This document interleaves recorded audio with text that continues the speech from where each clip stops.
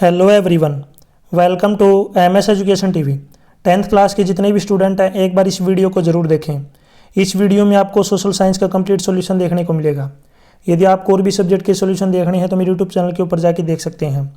यदि आपको question paper download करने हैं विद आंसर तो इसी वीडियो के डिस्क्रिप्शन में या फिर आपको इस कोने में वेबसाइट का लिंक मिल जाएगा, वहाँ से आप इनको डाउनलोड कर सकते हैं। या फिर आप जो है डायरेक्ट गूगल पे टाइप कर सकते हैं www.mseducationtv.com, वहाँ से भी आप जो इनको डाउनलोड कर सकते हैं। फर्स्ट क्वेश्चन है, पानीपत की प्रथम लड़ाई कब हुई? तो इसका राइट आंसर है 1526 में। सेकंड क्वेश्चन है, महावीर स्वामी किस दर्शन से संबंधित हैं? तो इसका राइट आंसर है जैन, बी ऑप्शन इसमें राइट हो जाएगा। क्वेश्चन नंबर थर्ड, मिस्र के लोगों का मुख्य व्यवसाय था, तो उनका मुख्य व्यवसाय क्या था? कृषि।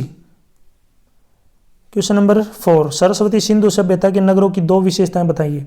तो इसका आंसर है, इस सभ्यता के नगरों में प्रायः पूर्व और पश्चिम दिशा में दो टीले मिलते हैं। पूर्व दिशा के टीले पर आवास क्षेत्र और पश्चिम टीले पर दुर्ग स्थित होता था। सड़कों तथा नालियों को लगभग एक ग्रिड प्रणाली यानी कि जालनुमा में बनाया जाता था। ये एक दूसरे को समकोण पर काटती थी। नालियाँ ईंटों तथा पत्थरों से ढकी होती थी। नेक्स्ट क्वेश्चन है क्वेश्चन नंबर 5, मिस्र को नील नदी का वरदान क्यों कहा जाता है?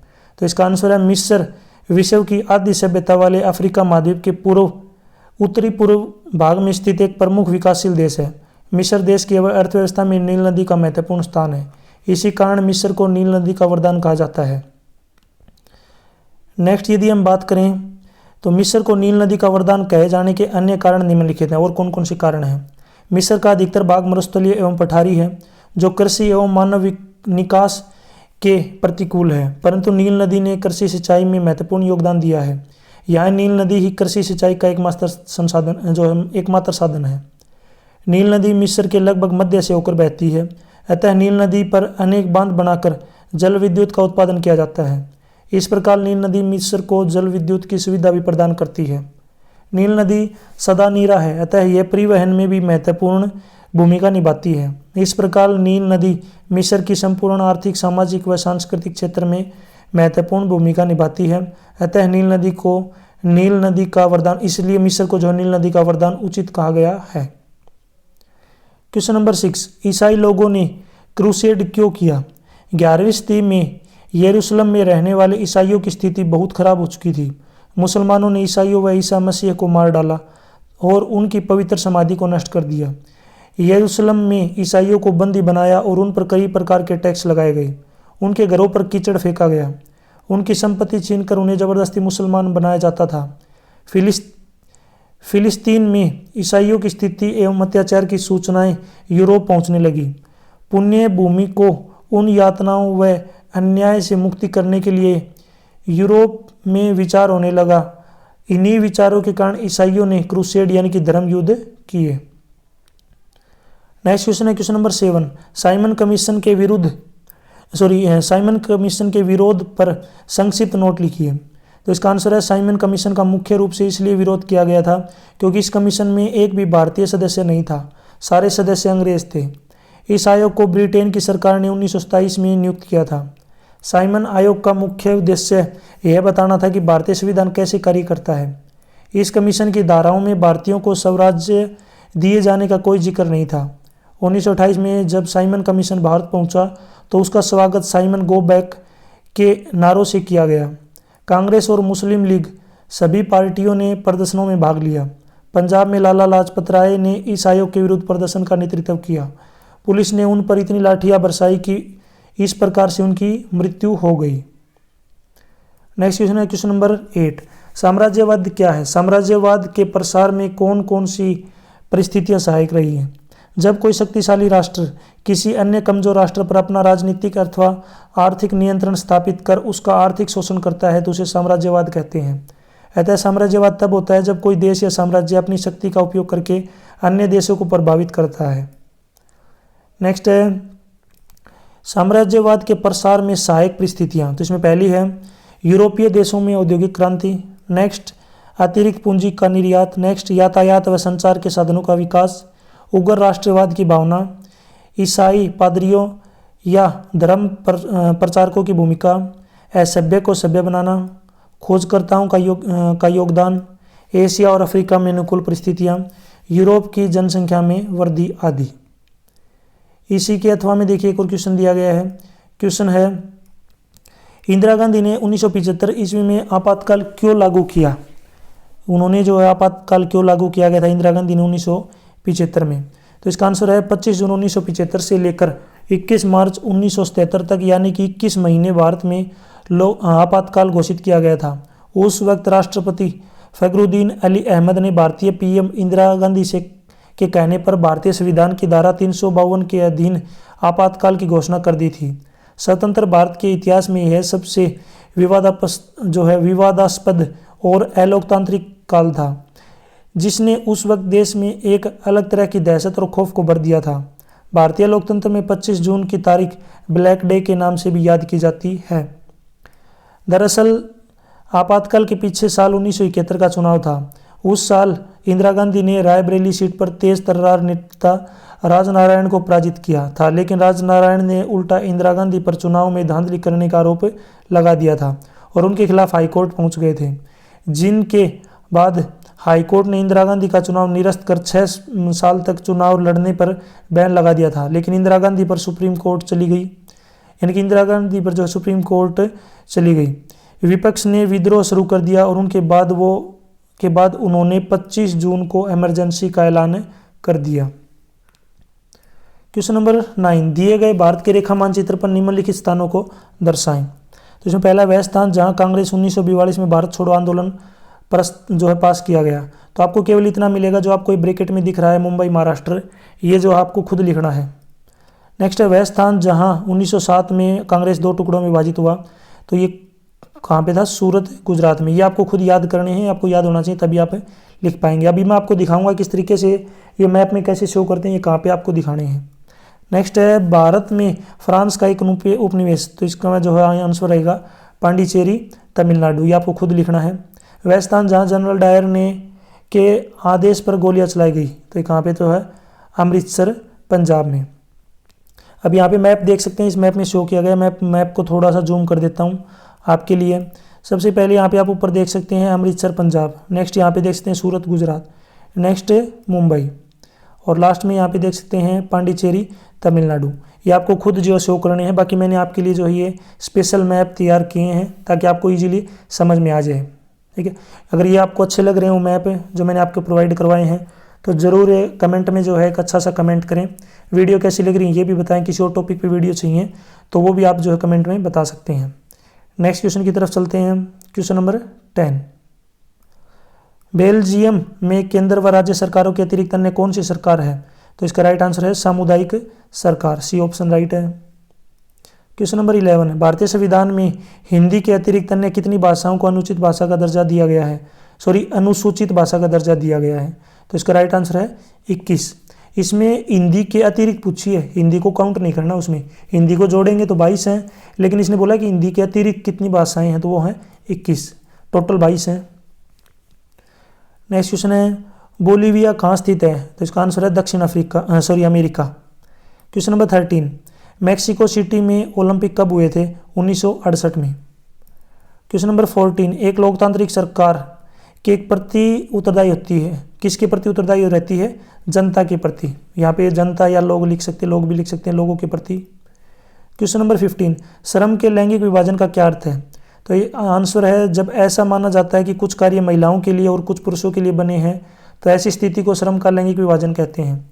उदाहरण के लिए औरतों की मुख्य जिम्मेदारी गृहस्थी चलाने और बच्चों का पालन पोषण करने की है। क्वेश्चन नंबर 16, भारत में दबाव समूह की 2 विशेषताएं लिखिए। तो इसका आंसर है दबाव समूह वह संगठित तथा असंगठित समूह होते हैं जो सरकार की नीतियों को प्रभावित करते हैं और अपने हितों को बढ़ावा देते हैं। उनके जो है कुछ उद्देश्य होते हैं तथा वे सरकार पर दबाव डालकर अपने उद्देश्यों को प्राप्त करने के प्रयास करते हैं। ये प्रत्यक्ष रूप से कभी भी चुनाव नहीं लड़ते, बल्कि अपने प्रभाव से सत्ता को नियंत्रित में रखते हैं। ये सीधे रूप से राजनीतिक सत्ता पर नियंत्रण नहीं रखते। उदाहरण के लिए लेबर यूनियन, छात्र संघ, व्यापार संघ और किसान संगठन आदि। क्वेश्चन नंबर 17, लोकतंत्र कैसे एक वैध सरकार उपलब्ध कराता है? लोकतंत्र कैसे एक वैध शासन उपलब्ध कराता है? तो इसके देखिए बहुत सारे हैं तरीके। पहला है लोकतांत्रिक शासन में सभी निर्णय कानून और नियम अनुसार लिए जाते हैं। सेकंड है लोकतंत्र में नागरिकों के प्रति सरकार की पारदर्शिता होती है और नागरिकों को जानने का अधिकार है कि किसी भी निर्णय में कानून या नियम का पालन हुआ है या नहीं। नेक्स्ट है यदि कहीं भी नागरिकों को ऐसा लगता है कि सरकार ने नियम और कानून द्वारा कार्य नहीं किया है तो नागरिकों को विरोध करने का भी जो है पूरा अधिकार है। नेक्स्ट है यही कारण है कि अन्य शासन प्रणालियों की तुलना में लोकतंत्र अधिक वैध उपलब्ध कराता है, वैध शासन। क्वेश्चन नंबर 18, 1992 के संविधान संशोधन के पहले और बाद के स्थानीय शासन के महत्वपूर्ण अंतरों को बताइए। तो इसका आंसर है 1992 के पहले स्थानीय सरकारों के लिए नियमित रूप से चुनाव नहीं होते थे, परंतु 1992 के संविधान के बाद नियमित रूप से चुनाव होने लगे थे। नेक्स्ट पॉइंट है 1992 से पहले महिलाओं के लिए, अनुसूचित जातियों और अनुसूचित जनजातियों के लिए एवं पिछड़े वर्ग के लिए सीटें आरक्षित नहीं थी, जबकि 1992 के संविधान के बाद महिलाओं के लिए, अनुसूचित जातियों और जनजातियों के लिए एवं पिछड़े वर्ग के लिए भी जो सीटें आरक्षित कर दी गई। नेक्स्ट है 1992 के पहले स्थानीय सरकार के पास अपने कोई अधिकार या संसाधन नहीं थे, परंतु 1992 के संविधान के बाद की राज्य सरकारों से यह अपेक्षा की गई कि वे अपने राजस्व और अधिकारों के कुछ अंश स्थानीय सरकारों को देंगे। क्वेश्चन नंबर 19, भारत में राजनीतिक दलों का चुनाव चिन्ह क्यों आवंटित किए जाते हैं। तो इसका आंसर है राजनीतिक दलों के लिए चुनाव चिन्ह होना जरूरी है, क्योंकि चिन्ह न होने से उनकी जनता में पहचान, प्रचार कार्य, चुनाव का कार्य समुचित रूप से नहीं हो सकता। चुनाव चिन्ह वोट डालने के दौरान पार्टियों की पहचान करने में लोगों की मदद करते हैं। बहुत से ऐसे अनपढ़ लोग हैं जो पढ़ नहीं सकते हैं, तो उनके लिए चिन्ह जो है वोट डालने में काम आते हैं। नेक्स्ट क्वेश्चन है आधुनिक लोकतांत्रिक व्यवस्थाओं में सत्ता की साझेदारी के अलग अलग तरीके क्या हैं। तो इसका आंसर है आधुनिक लोकतंत्र में सत्ता की साझेदारी के विभिन्न तरीके हैं। तो इसमें सबसे पहला तरीके की अगर बात करें तो इसमें पहला तरीका है सत्ता का स्थिज विभाजन। आगे बात करते हैं, यह सरकार के विभिन्न अंगों के बीच शक्ति का बंटवारा है। उदाहरण के लिए कार्यपालिका, विधानमंडल और न्यायपालिका द्वारा शक्ति का बंटवारा। इस प्रकार की शक्ति साझाकरण व्यवस्था में सरकार के विभिन्न अंग एक ही स्तर पर विभिन्न शक्तियों का प्रयोग करते थे। इस प्रकार का अलगाव सुनिश्चित करता है कि कोई भी अंग असीमित शक्ति का प्रयोग नहीं कर सकता, जिससे एक दूसरे पर रोक लगे जाती है। सेकंड पॉइंट है सत्ता का कार्यक्षेत्र विभाजन। यह विभिन्न क्षेत्रों पर सरकारों के बीच सत्ता के बंटवारे की व्यवस्था है। उदाहरण के लिए पूरे देश के लिए एक सामान्य सरकार और प्रांतीय या क्षेत्रीय स्तर पर सरकारें। भारत में हम इसे केंद्र सरकार, राज्य सरकार, नगर पालिका, ग्राम पंचायत आदि के रूप में संदर्भित करते हैं। संविधान सरकार के विभिन्न क्षेत्रों की शक्तियों का निर्धारित करती है। नेक्स्ट पॉइंट है विभिन्न सामाजिक समूहों के बीच शक्ति का विभाजन। शक्ति को विभिन्न समूहों के बीच भी साझा किया जा सकता है, जो विभिन्न धार्मिक और भाषाई समूहों की तरह सामाजिक रूप से भिन्न होते हैं। बेल्जियम में सामुदायिक सरकार इस प्रकार की सत्ता की साझेदारी का एक अच्छा उदाहरण है। भारत में आरक्षित निर्वाचन क्षेत्रों की प्रणाली एक और उदाहरण है। इस तरह की व्यवस्था का उपयोग अल्पसंख्यक समुदायों को सत्ता में उचित हिस्सा देने के लिए किया जाता है, जो अन्यथा सरकार से अलग अलग महसूस करेंगे। नेक्स्ट पॉइंट की बात करें तो नेक्स्ट है राजनीतिक दलों, दबाव समूह और आंदोलनों के बीच शक्ति का विभाजन। समकालीन लोकतंत्रों में ऐसे विभाजन विभिन्न दलों के बीच प्रतिस्पर्धा का रूप ले लेते हैं, जो बदले में यह सुनिश्चित करता है कि सत्ता एक हाथ में न रहे और विभिन्न विचारधाराओं का प्रतिनिधित्व करने वाले विभिन्न राजनीतिक दलों के बीच साझा की जाती है। इसी के अथवा में देखिए एक और क्वेश्चन पूछा गया, इन दोनों में से आपको एक का आंसर देना है। इसी के अथवा में जो क्वेश्चन पूछा गया ये है लोकतंत्र की प्रमुख चुनौतियों का विस्तार पूर्वक वर्णन करें। तो इसका आंसर है लोकतंत्र की प्रमुख चुनौतियां इस प्रकार हैं। सबसे पहला है भ्रष्टाचार और अक्षमता। कई लोकतांत्रिक देशों में राजनीतिक नेता अधिकारी भ्रष्ट, बेईमान और अक्षम होते हैं। वे रिश्वत मांगते हैं। इसका परिणाम नागरिकों के विश्वास की कमी है। इससे देश में लोकतंत्र के कामकाज पर बहुत बुरा असर पड़ता है।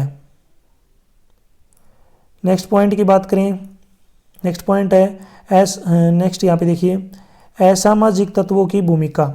चुनाव के दौरान असामाजिक तत्वों की भूमिका सामने आती है। बहुत सारे लोगों को किसी विशेष उम्मीदवार या पार्टी को वोट देने के लिए मजबूर किया जाता है या रिश्वत दी जाती है। चुनाव के दौरान धांधली भी होती है। नेक्स्ट पॉइंट है लोगों के बीच बढ़ती आर्थिक और सामाजिक असमानताएं। लोगों के बीच बहुत अधिक सामाजिक आर्थिक असमानताएं हैं। हालांकि सभी नागरिकों को मतदान करने और चुनाव लड़ने का अधिकार है, केवल अमीर लोगों के पास चुनाव जीतने का मौका है। नेक्स्ट पॉइंट है जातिवाद और सांप्रदायिकता। चुनाव के दौरान बड़ी संख्या में मतदाता उम्मीदवार की जाति और धर्म को तवज्जो देते हैं, यानी कि प्रीफ्रेंस देते हैं।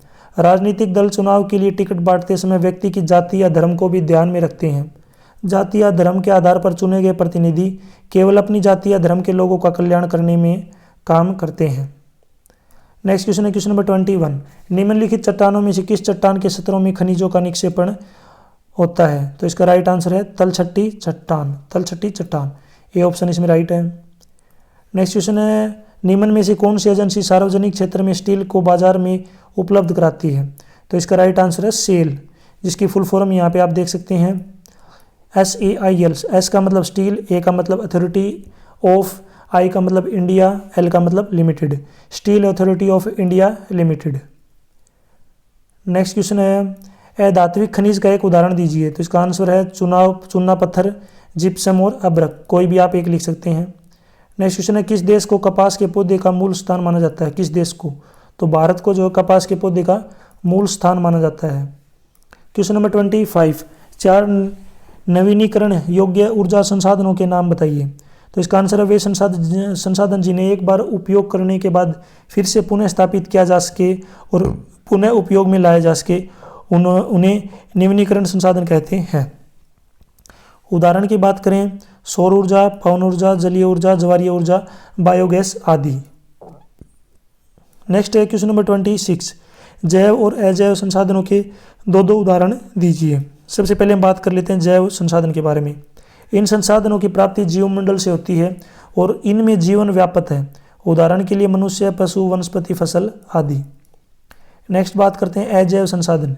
वे सारे संसाधन जो निर्जीव वस्तुओं से बने हैं अजैव संसाधन कहलाते हैं। उदाहरण के लिए धातुएं, पत्थर, जल, मिट्टी आदि। नेक्स्ट है क्वेश्चन नंबर 27।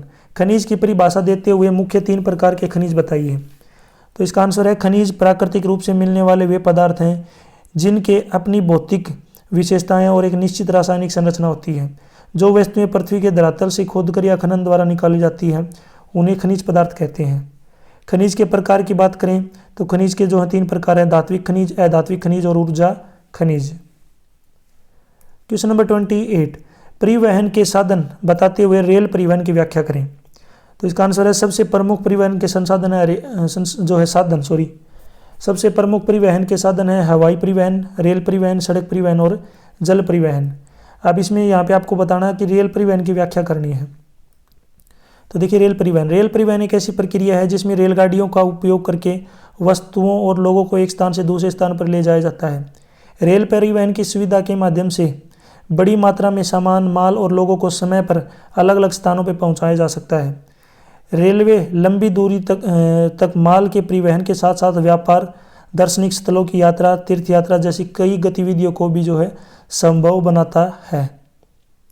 नेक्स्ट है रेल परिवहन सुरक्षित, सस्ता और प्रभावी होता है। यह ठीक ही कहा गया है कि भारत में रेलवे देश के आर्थिक जीवन को बांधता है और साथ ही उद्योग और कृषि के विकास को गति देता है। रेल परिवहन मैदानी भाग में अत्यधिक सुविधाजनक परिवहन साधन है क्योंकि मैदानों की समतल भूमि पर रेल मार्ग बनाना आसान होता है तथा लागत भी कम आती है। इसके अतिरिक्त मैदानी भागों में जनसंख्या की सघनता के कारण यात्रियों की संख्या अधिक होने से आय भी अधिक होती है।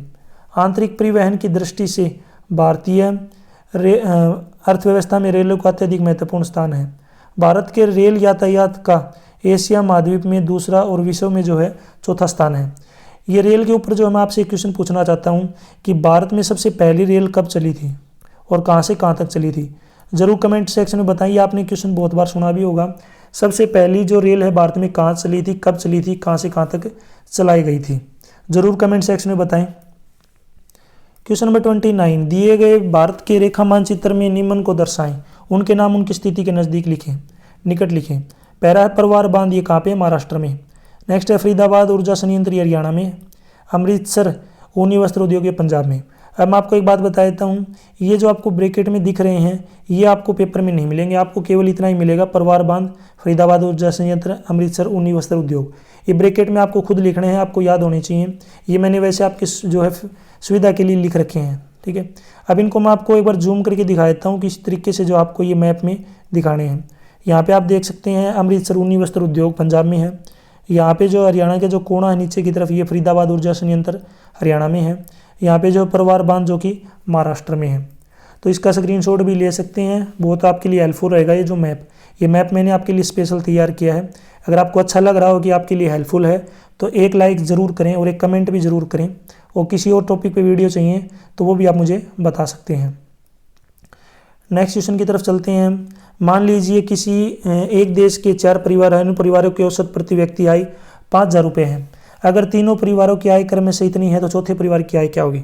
तो मैं आपको देखिए एक मैथ का क्वेश्चन एक तरीके से मैं समझा देता हूँ। देखिए 4 परिवारों की औसत प्रति व्यक्ति आय है 5,000, यानी कि आप एक व्यक्ति की आय समझ सकते हैं कि एक व्यक्ति की 5,000 रुपये है, औसत का मतलब एक की होती है। और परिवार में कितने सदस्य हैं, 4 सदस्य हैं, यानी कि इस तरीके से 4 परिवार हैं। तो उसमें टोटल जो है आय हो गई 20,000 रुपये। उनमें से 3 परिवारों की आय दे रखी है, एक की 4,000, एक की 7,000, एक की 3,000। तो 3 परिवारों की आय हो गई 4,000 प्लस में यहाँ पे 7,000 और प्लस में 3,000। तो ये हो गई आपकी कितनी, 14,000 रुपये। यानी कि 3 परिवारों की आय 14,000 रुपये है और 4 परिवारों की आय जो है 20,000 रुपये है। तो जो चौथा परिवार बच गया उसकी आय क्या होगी। तो 4 जो परिवार हैं उनमें से माइनस कर देंगे 3 परिवारों की आय। तो ये जो 6,000 रुपये जो आए हैं प्रति व्यक्ति आय, ये चौथे परिवार की है। तो यहाँ पे जो इसका आंसर देना है तो क्वेश्चन नंबर 30 का जो राइट आंसर क्या हो जाएगा, डी, 6,000 रुपये। नेक्स्ट क्वेश्चन है 31। विश्व के देशों में बहुराष्ट्रीय कंपनियों द्वारा निवेश का सबसे अधिक सामान्य मार्ग है, तो कौन सा है, स्थानीय कंपनियों की खरीद, बी ऑप्शन राइट होगा।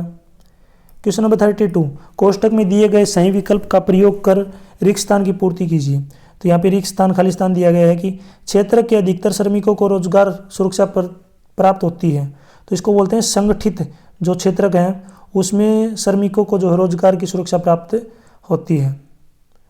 Question number 33। अर्थव्यवस्था के द्वितीय क्षेत्र से आप क्या अभिप्राय, क्या समझते हैं।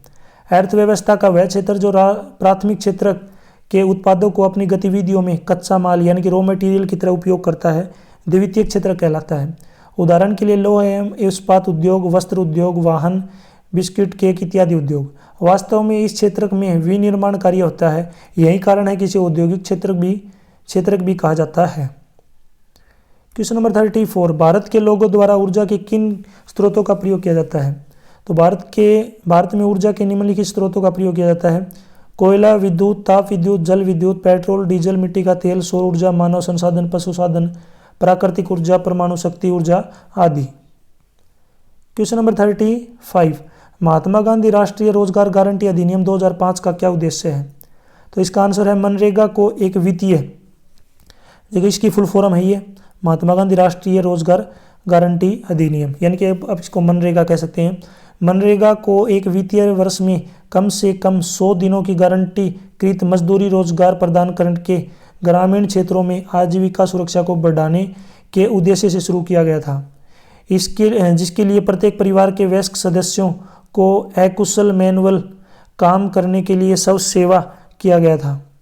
मनरेगा का एक और उद्देश्य है टिकाऊ संपत्तियाँ, जैसे कि सड़कों, नहरों, तालाबों, कुओं का निर्माण करके आवेदक के निवास के 5 किलोमीटर के भीतर रोजगार उपलब्ध कराया जाना है और न्यूनतम मजदूरी का भुगतान करना है। यदि आवेदन करने के 15 दिन के भीतर काम नहीं किया गया तो आवेदक बेरोजगारी भत्ता का हकदार है। इस प्रकार मनरेगा के तहत रोजगार एक कानूनी हकदार है। Question number 36। भारत सरकार द्वारा विदेशी व्यापार एवं विदेशी निवेश पर अवरोध लगने के क्या कारण थे। इन अवरोधों को सरकार क्यों हटाना चाहती थी। तो इसका आंसर है भारत सरकार ने स्वतंत्रता प्राप्ति के पश्चात विदेशी व्यापार एवं विदेशी निवेश पर अवरोध लगा दिए थे। ये अवरोध 1991 तक लगे रहे। सरकार ने विदेशी प्रतिस्पर्धा से देश में उत्पादकों की रक्षा करने के लिए यह प्रतिबंध लगाए। सन 1950 से 1960 के दशक में भारतीय उद्योग अपनी प्रारंभिक अवस्था में था। इस अवस्था में आयातों से प्रतिस्पर्धा इन उद्योगों को बढ़ने नहीं देती। यही कारण था कि भारत सरकार ने आयातों को लेकर केवल मशीनरी, उर्वरक, खनिज तेल जैसी सुविधाओं जैसी आवश्यक वस्तुओं तक ही सीमित रखा, इनका ही केवल आयात किया। विदेश व्यापार व विदेशी निवेश पर अवरोधक लगाया। इन अवरोधकों को सरकार इसलिए हटाना चाहती थी क्योंकि सन 1991 तक भारतीय उत्पादक विश्व के उत्पादकों से प्रतिस्पर्धा करने में सक्षम हो गए थे। अब यह महसूस किया जाने लगा था कि प्रतिस्पर्धा से देश के उत्पादकों के प्रदर्शन में सुधार होगा, क्योंकि उन्हें अपनी गुणवत्ता में सुधार करना आवश्यक होगा। नेक्स्ट इसी के अथवा में देखिए एक और क्वेश्चन दिया गया, इन दोनों में से आपको एक अटेम्प्ट करना है। उपभोक्ता के 5 अधिकार क्या हैं, संक्षेप में बताइए। तो इसमें पहला अधिकार है सुरक्षा का अधिकार। उपभोक्ताओं को अधिकार है कि वे उन वस्तुओं की बिक्री से अपना बचाव कर सकें जो उनके जीवन और संपत्ति के लिए खतरनाक हैं। सेकंड है सूचना का अधिकार। सेकंड पॉइंट है सूचना का अधिकार। इसके अंतर्गत गुणवत्ता, मात्रा, शुद्धता, स्तर और मूल्य आते हैं। उपभोक्ता को उस उत्पाद या सेवा के बारे में संपूर्ण जानकारी होनी चाहिए जिसको वह खरीदने का विचार कर रहा है। नेक्स्ट पॉइंट है सुनवाई का अधिकार। उपभोक्ता के हितों से जुड़ी उपयुक्त संस्थाएं उपभोक्ताओं की समस्याओं पर पूरा ध्यान दें। उपभोक्ता को उसके खरीदे गए उत्पाद या सेवा में कुछ गलत होने पर शिकायत दर्ज करने का अधिकार होता है। नेक्स्ट है चुनने का अधिकार। विभिन्न वस्तुओं को देख परख के चुनाव करने का आश्वासन। उपभोक्ता को स्वतंत्रता होनी चाहिए कि वह कौन सा उत्पाद या सेवाएं खरीदना चाहता है। नेक्स्ट पॉइंट है शिकायतें निपटाने का अधिकार। उपभोक्ताओं के शोषण व अनुचित व्यापारिक क्रियाओं के विरुद्ध निदान और शिकायतों का जो है सही प्रकार से निपटारा होना चाहिए। यहाँ तक जो वीडियो अपनी कंप्लीट हो चुकी है, वीडियो अच्छी लगी तो इसको लाइक ज़रूर करें। यदि आपको कोई भी डाउट लगता है, यदि आपको वीडियो अच्छी लगती है या किसी और भी टॉपिक पे वीडियो चाहिए तो ज़रूर कमेंट सेक्शन में बताएं, मैं आपको जल्दी वीडियो प्रोवाइड करवाऊंगा। और मैंने आपसे इस वीडियो में क्वेश्चन पूछा था, बिल्कुल ईजी है क्वेश्चन, अगर आपने वीडियो को ध्यान से देखा होगा तो उसका आंसर भी आप मुझे ज़रूर कमेंट सेक्शन में बताएं। यदि आपको जो है प्रीवियस ईयर के सोल्ड क्वेश्चन पेपर की PDF डाउनलोड करनी है विद आंसर, तो इसी वीडियो के डिस्क्रिप्शन में या फिर आपको इस कोने में वेबसाइट का लिंक मिल जाएगा, वहाँ से आप इनको डाउनलोड कर सकते हैं। या फिर आप डायरेक्ट गूगल पे टाइप कर सकते हैं www.mseducationtv.com, वहाँ से भी आप इनको डाउनलोड कर सकते हैं। यदि आपको और भी सब्जेक्ट के सोल्ड क्वेश्चन पेपर की वीडियो चाहिए तो आप मेरे यूट्यूब चैनल के ऊपर जाके देख सकते हैं। यदि आप मुझे फेसबुक, इंस्टाग्राम और टेलीग्राम पे फॉलो करना चाहते हैं तो उसका लिंक भी आपको इसी वीडियो के डिस्क्रिप्शन में मिल जाएगा, वहाँ से आप मुझे डायरेक्ट फॉलो कर सकते हैं। Thanks for watching.